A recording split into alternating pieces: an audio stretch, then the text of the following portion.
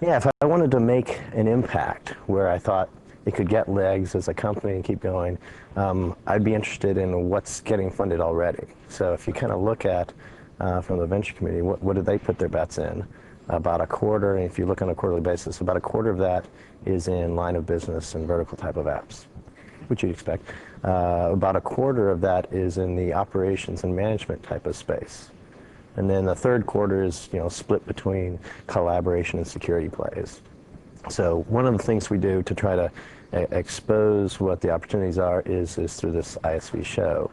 And the next one's on business intelligence. So that's where I've got the most recent knowledge, and maybe I can drill down a bit on what the trends are there. Okay, so there's 15 companies that got funded in Q1 of this year in business intelligence. They each picked up on average of $5 million, with a total of $16 million under their belt.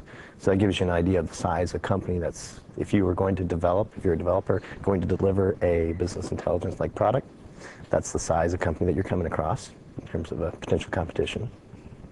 And then there's several key themes that seems to drop out when we look at those companies that are getting funded. First off, the need for real-time visibility is driving things like business activity monitoring and scorecard type of solutions. So that's a key area. Sarbanes-Oxley requirements. People have to mine their information and make sure they're reporting the right information, so that's a key driver.